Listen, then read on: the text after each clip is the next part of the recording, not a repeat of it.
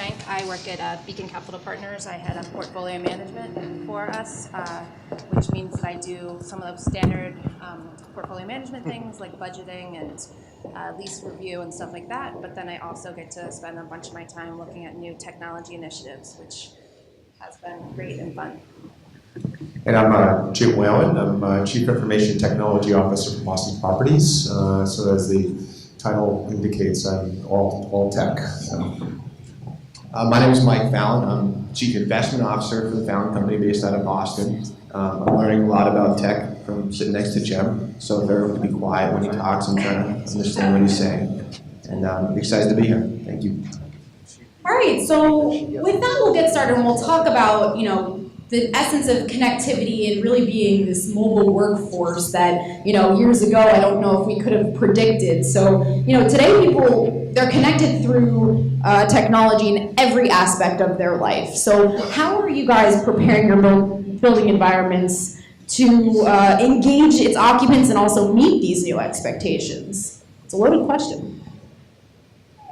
Do we go in order? Feel free to jump in. I'll go first this time. So our company doesn't do our own, we don't do our own property management or asset management, so we think of it from a development perspective. How can we best outfit, let's just say it's core shell, for connectivity and for flexibility. Look at making sure that you're not impeding the ability for a company or for a tenant to take on any kind of technological, different methods or different strategies that help them operate. So providing for things like Boston Properties does, but things like mesh wireless networks, things that different ways to control and regulate and sense using Internet of Things, heating, cooling, everything from how much white noise could be in a building and be unobstructed from acoustics, and how many different breakout spaces there can be, how much is column free. From that standpoint, we look a lot more towards construction materials and construction methods, I think, than facilities and operations materials and methods. That's simply based on how we approach a building when we approach it from start to opening, and then we kind of wash our hands from most of it, but we're involved in the day-to-day major decisions. But we look at things, anything that can increase column-free space. We know that having natural light's a good thing, so whether it's having carbon nanotubes embedded in some concrete, which is a technology that's coming out, or there's different ceramics that are coming out that actually are made of aluminum. So you have aluminum, silicon, and I think it's oxygen that you take, heat, cool, and then you've got glass that's actually structural. I'm not sure where that is in the process, but that's another thing you want to keep an eye on. And then sensors, where can sensors be? Can nanosensors be embedded in the building itself so we can detect structural shifts or changes before they happen, prevent them? And one other thing too is self-healing kind of materials, which sound crazy, but actually if you embed silica capsules basically into concrete, when they're exposed to a crack, they'll fill with what is essentially a form fill. So there's ways to do it. And so we look at different methods and materials that can help give us an ROI and give flexibility and things that maybe differentiate us, but we're always playing catch up to Beacon and Boston Properties. So yeah, just to provide like a 1,000-foot construct, my job has dramatically changed in the last 8, 9, 10 years. I look at the role of technology in 3 buckets. So one is running our enterprise, running the company, right? The other is around amenity and services at our property, and that's what obviously we're focused on today. And the third is really around our building systems. And there's drivers on all 3 of those. The building systems are mostly driven by really around cyber and just cyber protections of our assets. But focus on the middle bucket, if I look back 8, 9 years ago, I was spending 80, 90% just on the enterprise. I now spend 30% of my time there, 30% of my time in amenities and services, 30% of my time on our building, mostly again driven by cyber. And if you focus on the middle bucket, the big buzzword is engagement. You talk about engagement here, and it's really driven by, I ordered my Starbucks this morning, was waiting for me I did say hello to Michael, my barista. It wasn't totally impersonal.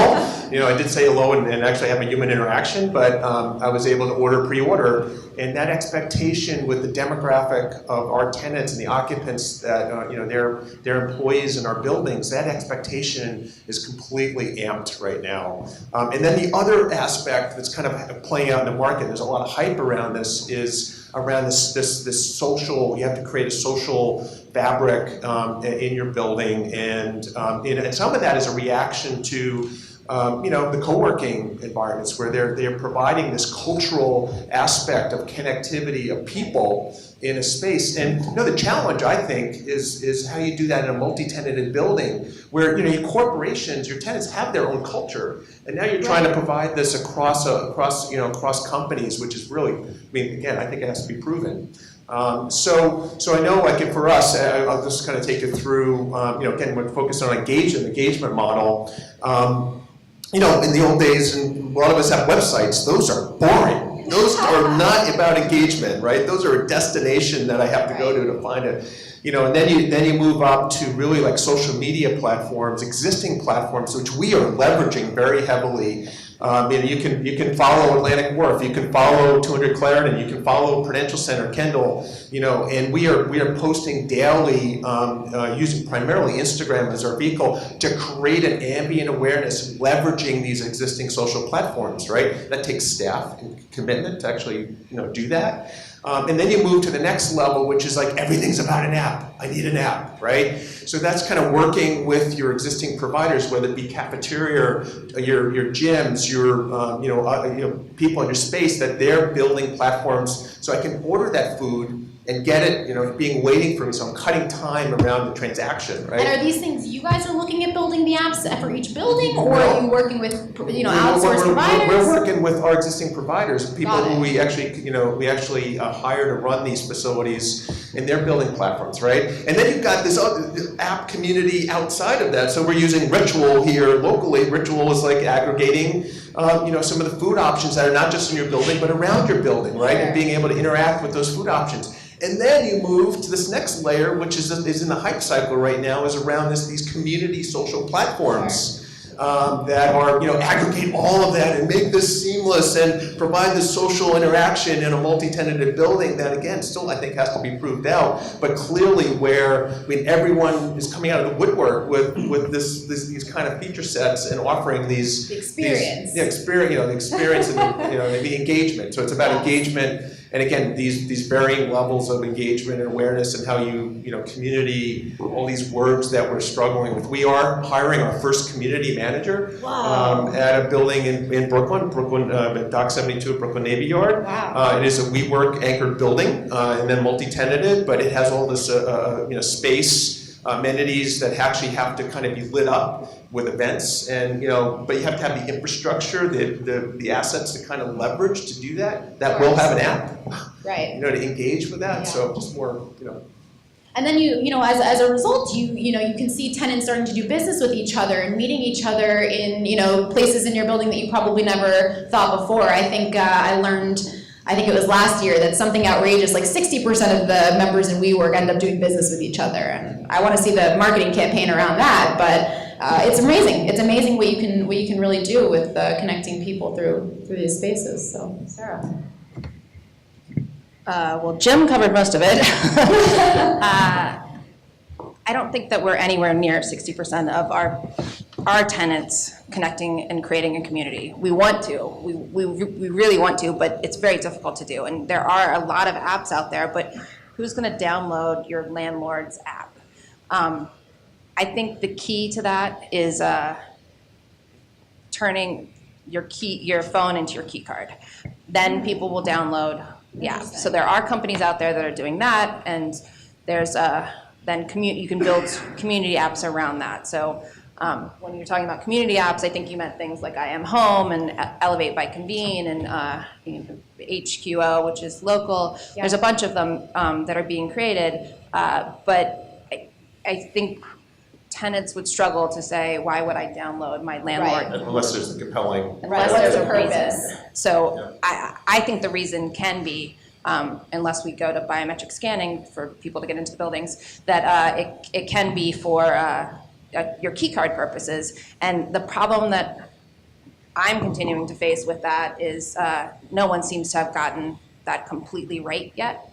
I talked to completely in the hype cycle right yeah, now. but it would be great, and I think it'll get there, and I think that will help a lot. And it's Beacon spends a great deal of money and time on its amenities, and every single building now has to have a fitness center, a bike room, a conference center, a rooftop, a tenant lounge with a ping pong table. It has to have all of that, but how do we activate that? And that's still the key that's out there that hasn't quite been figured out. And it might be people. It might be a community manager or someone like that, as opposed to really being an app. Yeah, because I think the challenge is really having the formula for success. It's not about the technology. It's about having the assets you have to leverage in your property, like you're talking about, Sarah, and then potentially it's people. And a community manager is a completely different definition than a property manager. Different skill sets, different. Yeah, I've actually only heard community manager at WeWork, so that's really neat that it's coming out. But we look at it.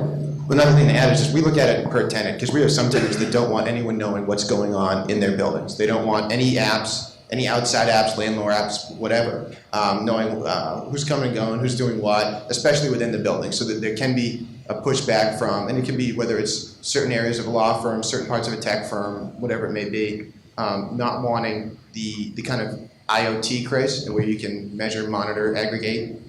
So we try to look at it on a tenant basis too. Like I'm sure there are tenants that you both have that don't want that and frankly would want an app that protects them from all of that.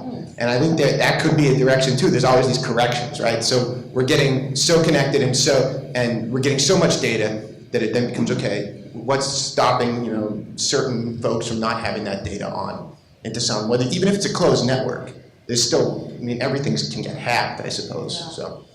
Yeah, absolutely.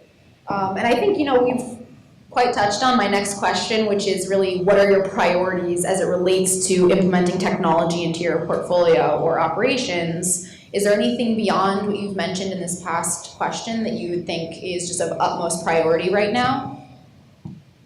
When we look at new technology, we need to make sure that it's going to be used and that it's really, we look at it as being driven a lot more by the business unit than by corporate.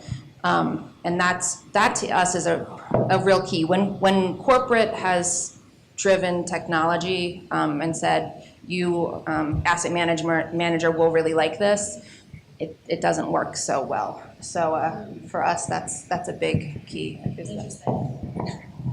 Yeah, I would just say that I think we're coming into 18. If I was going to give an area of focus, is really around our access control and security in the lobbies, getting people seamlessly in the building. And Sarah mentioned biometrics. I personally think we will be disrupted in the next 5 years. We will be entering our buildings, and it already is happening in the solution providers in the market, and that will be a mainstream feature. This is terrifying. Can you tell us more about this? Well, just kind of think about the iPhone 10.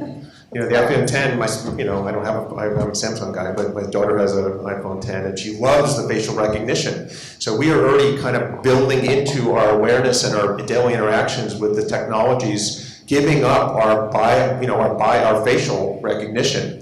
And that's actually happening in buildings. And I know in New York that I can come up to a turnstile and 30 people can get through that turnstile just with a facial recognition of the camera. So I think the phone. I think there's going to be a bypass because there's just so much issues with trying to get the phone working and whether it be near field or Bluetooth or whatever technology we're using, which we've piloted at a number of locations. It's still just. It's so many pieces. The stars have to be aligned for it to work and be adopted. So what's the level of personalization that you can really obtain once you are using biometrics and you have these really deep insights on individuals with more than just, hey, this is who I am based on my phone, my smartphone?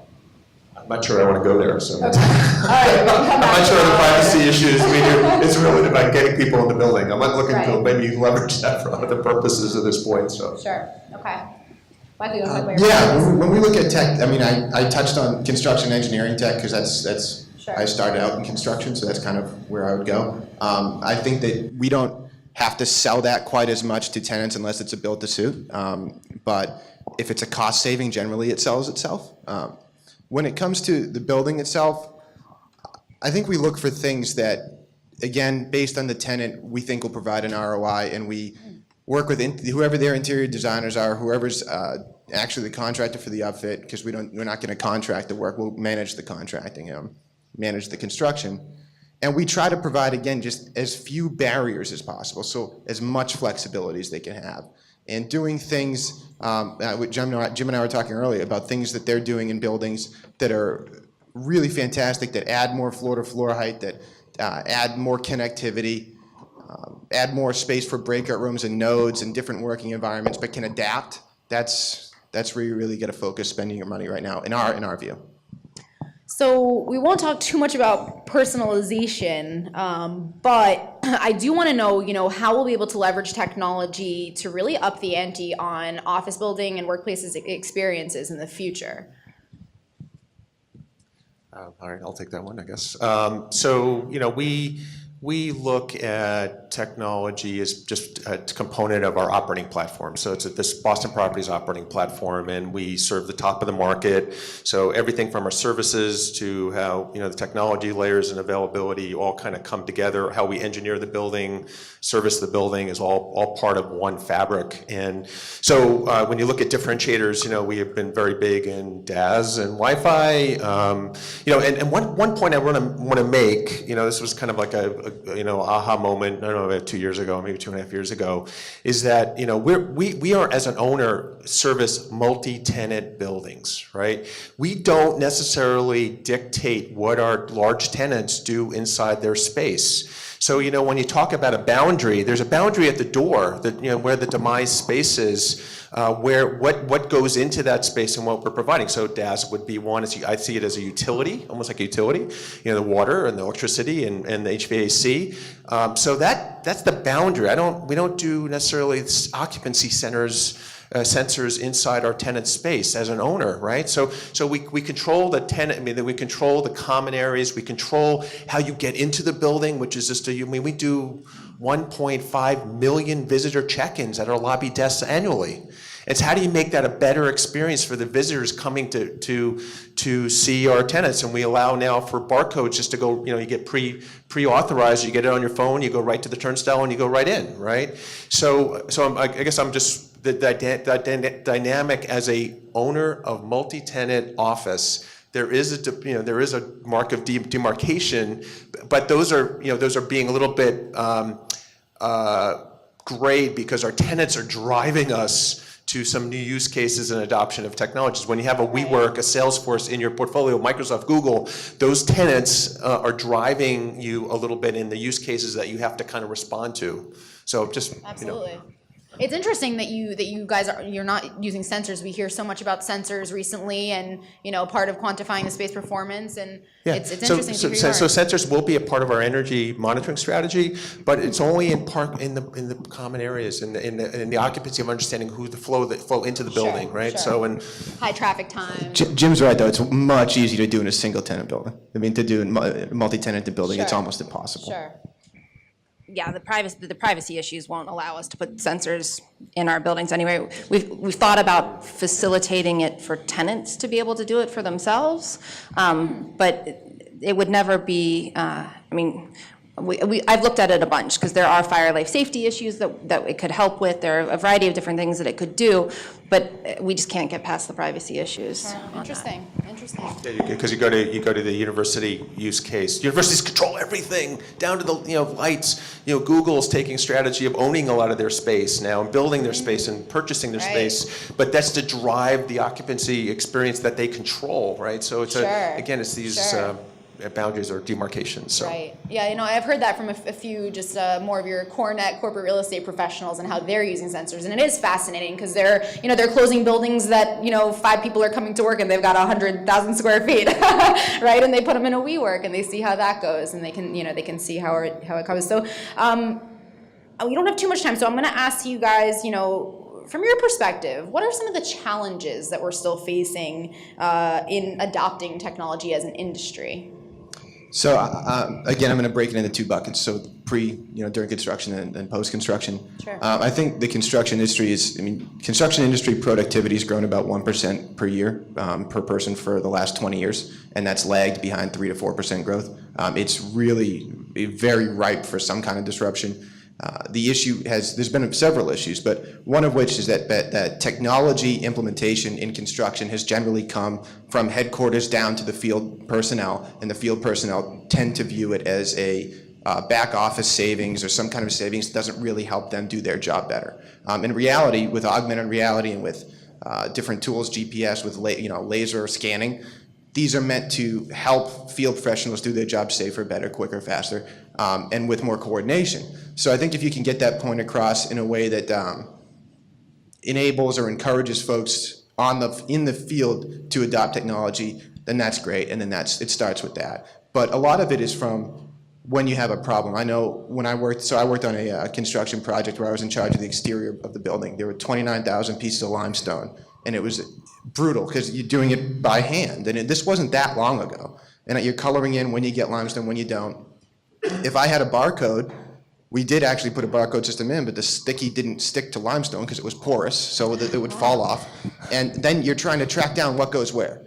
Now, if there is another tracking system, right, and there are a million ways to do it now, then all of that's just automatically uploaded. Then we have a drone fly overhead, immediately measures, even if they're off by a 30th of an inch, it'll measure it. And then your architect's sign-offs, not only there are architects here, but it wouldn't make architects obsolete, but then you can really check your sign-offs and say, okay, we are doing the right thing. So I think there's a ton of productivity gains, and that can help differentiate companies in building. Because right now, talking earlier, everyone's paying virtually the same to build stuff right now. And it's really, you can get a savings in land cost to get a really high rent. When it comes to the building, again, I think things like augmented reality can help training for service personnel, and there's also big data the analytics can help you know where to go clean or what needs to be addressed first. I mentioned that there's nanoscale sensor technology. It doesn't have to be nanoscale. You can literally just put normal sensors on things, but you can detect what kind of structural things are happening to the building, whether there's shifts, whether there's some kind of camber and beams, and know if loads are getting strange. So from a operational standpoint and a preservation of the building's life, I think that those are opportunities. You want to talk about some of the challenges that still might exist? People don't like change at all. It's very hard to convince people to spend more money to do something in a different way than they've been doing it. But when they see that it will help them make better decisions, or when they see that it will actually end up saving them time, we've been able to do it. But real estate is not an industry that embraces change, as you probably all well know. So we struggle with it a ton. Yeah, and I guess for us, it's just in the energy, the dynamic of the market. Again, someone talks about $12 billion in CRE tech. Again, that was last year. Probably $4 billion of that was the WeWork investment, but SoftBank, right? But the prior year, 2.8 or whatever, 3 point some. Before it was 4.2, and then the year before it was 1.8. So we've been on this trajectory, but it's kind of a lot of the investment for the last year is kind of not necessarily the young startups. It's more in the C and D rounds, and you're seeing this little maturation of the market and some of where the capital flows are going. So you still have a very healthy and representative of the folks that are on the floor here of just the dynamic in the market. On the flip side, as an organization, we can only absorb so much. So it's really about a cadence to, 3 or 4 initiatives every year that are organizational sponsored initiatives. And then what we try to do is have, a healthy pilot.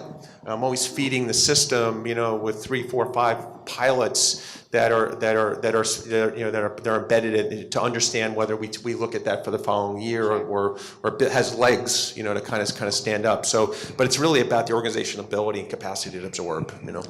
I would totally agree with everything Jim just said. On top of that, I also really struggle with finding new technologies. I mean, even just walking in the door here, I see all these technologies that I don't know, and I spend a great deal of my time looking for these. So we're expected to wear the hat too. So the fact that it's so hard to keep up with Discover the new what's new, technology yeah. is really a challenge.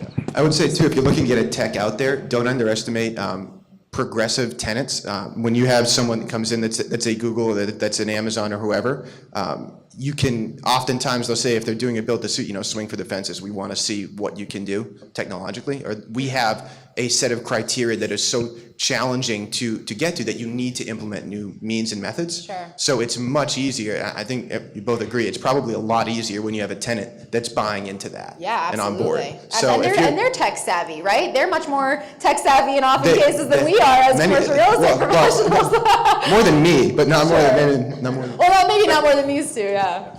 Sorry. I was going to say that, but the corporate side, it's interesting. There's the cream of the crop. There's people at the top that drive you, and it falls off pretty quickly. So it's just a really interesting market on the corporate side. I've had invested in the last year just going to trying to understand our tenant side because we are being driven. But the dynamic is interesting as well. So. Yeah.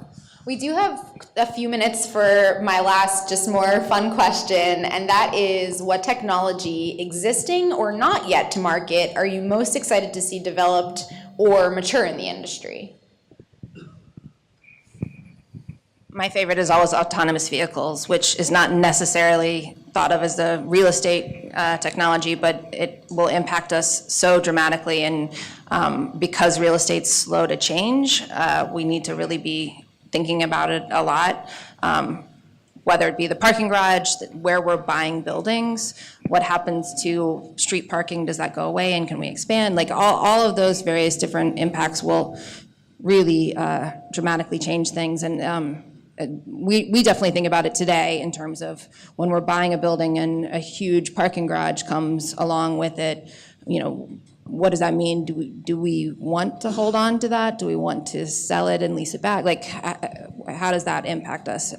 So I think it's fascinating. But Yeah. So you took one from took that one.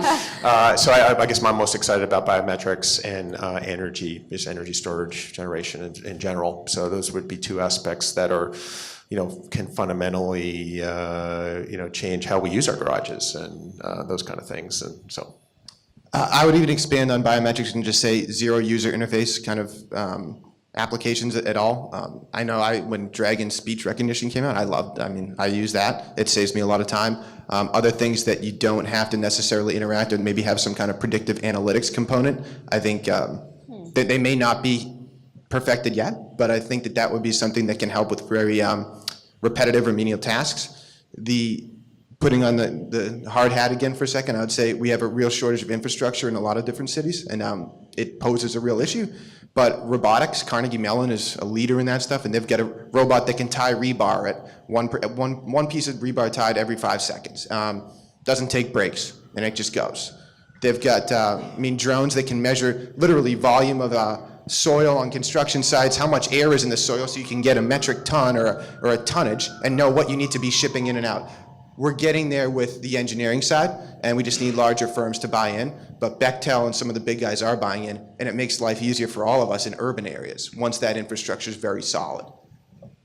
Really interesting from kind of the infrastructure and the development, the construction side itself. I think the big takeaway, at least for me, and I hope you all in the audience feel the same, is that not only are we not moving backwards with technology, we're only growing with our use as an industry and therefore making better connections with tenants and occupants.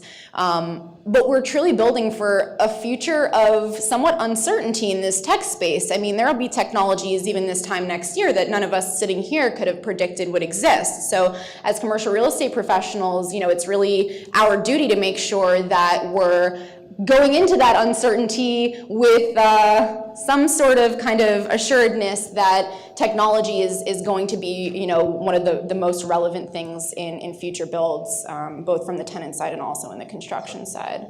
So yeah, with that, I really appreciate your time this morning, all three of you. Thank you so much for sharing. Thank you.